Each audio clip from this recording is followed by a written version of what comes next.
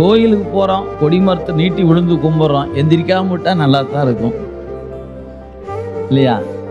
சரி, எங்கேயாவது பக்கம் போகத்தானே போகுது, அது சாமி கும்பிடு போனால் ஆனந்தம் தானே அப்படின்னு நாம் நினைப்போம். வீட்டில் இருக்கிறாள் இந்த சாமி கும்பிட்டு தான் வீட்டில் இருந்தாலும் போயிட்டாரு, இனிமேல் அந்த கோயில் பக்கமே போக மாட்டோம் அப்படின்லாம் முடிவு எடுத்துருவாங்க.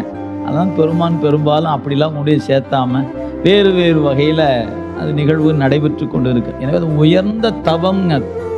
இதெல்லாம் நான் ஏன் நம்ம காதில் போட்டு வைக்கிறோம்னா, நாளைக்கு நமக்கு அப்படி ஏதாவது ஒன்று நிகழுமானால் இதை நீங்கள் வீட்டில் காட்ட சொல்லி வைக்கணும். இப்படிலாம் நடந்துன்னா அது உயர்ந்த தவத்தால் நடைபெறுவது, அதனால் இதெல்லாம் நினச்சி தவறாக நினச்சிடக்கூடாது.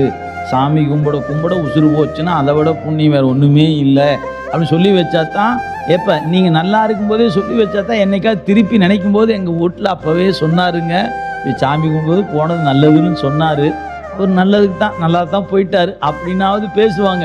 இல்லைன்னு வச்சுக்கங்களேன், இந்த சாமி கும்பிட்டு இப்படி ஆகி போச்சு, இந்த சாமி ஏன் இப்போவே போயிட்டார், இன்னும் கொஞ்ச நாள் இருந்து போயிருக்கலாமே அப்படின்னு எல்லாருக்கும் ஒரு பேராசை இருக்கும். அதனால் நம்ம நினைவில் கொள்ளணும், இதையெல்லாம் எளிதில் வாய்ப்பதல்ல, எல்லோருக்கும் வாய்ப்பதல்ல. அது எங்கோ கொஞ்சம் புண்ணியத்தை கொட்டி கிடக்குன்னு, அந்த புண்ணியம் எவ்வளவு செஞ்சு வச்சோம்னே தெரியாத அளவுக்கு